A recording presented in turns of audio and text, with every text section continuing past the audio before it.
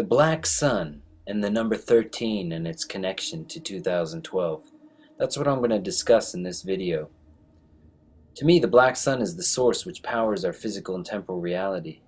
Here is an excerpt from a website explaining a possible meaning behind the Black Sun.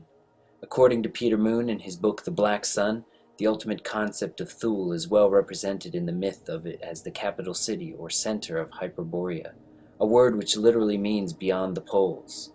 As it is beyond the poles, Hyperborea is positioned as being outside of this dimension. Thule, being in the center, is positioned as the source of all life on Earth. In Greek mythology, Pythagoras was taught sacred geometry by Apollo, a god who was identified as a resident of Hyperborea. In Pythagorean teachings, the Earth itself geometrically unfolds from a void in the center. This void has been recognized by many ancient groups, including the Sumerians, as the Black Sun. In this sense, Thule is synonymous with the Black Sun. Due to the delicate nature of this Black Sun symbol, which has been used throughout history all over the world, I want you to be educated on this. I don't want one man to ruin this symbol.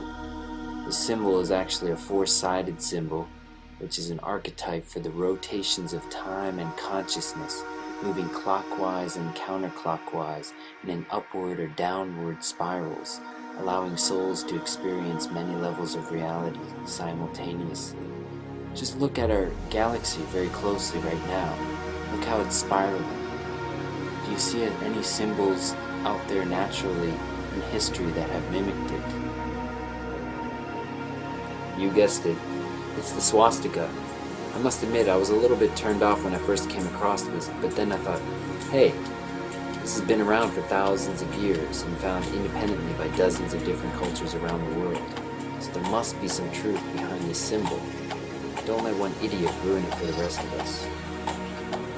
I believe this symbol popped up as kind of a wake-up call. Albeit a rude awakening, it was still a wake-up call. You know how your alarm goes off right before you wake up and you're having a really nice dream and it incorporates it into the dream? I think that's what this symbol is doing. It's kind of letting us know that our evolution is coming in 2012. The word swastika actually comes from the Sanskrit word su, meaning well, and asti, meaning to be. There are actually two types of swastikas, the right-facing and the left-facing swastikas, which are mirror images of each other. These two forms are said to represent the two forms of Lord Brahma, the Creator. The right-facing swastika indicates the evolution of the universe, pravati, and the left-facing swastika symbolizes the involution of the universe, nivirti, the process that allows creation to happen. No one understood this better than the Mayans and the Aztecs, whose calendar system is still baffling scientists today in how accurate it is. That accuracy actually comes from the meditative ability to tap into that black sun in the center and bring back information regarding the nature of our reality in time and space in order to get their calendar system, which is still accurate today. This leads me to my next point about the cyclical nature of time and how 13 is so important and integral for that.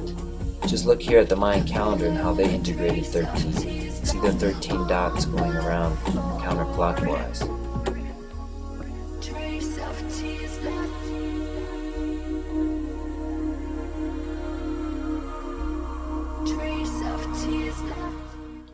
Not to mention 13 is the second star number of a hexagon and the seventh Fibonacci number. 13 was a number central to certain traditions of sacred geometry because it reflected a pattern which could be seen to exist in man, nature, and the heavens. For instance, there are 13 major joints in your body, there are 13 lunar cycles in a solar year, and the moon travels 13 degrees across the sky every day. 6 circles placed around a 7th central circle is a model of geometric efficiency and perfection in the second dimension that has been known to mathematicians for ages. But this same configuration in 3 dimensions consists of 12 spheres arranged around one central sphere, making 13 in all, the most compact 3-dimensional arrangement recurrent in nature.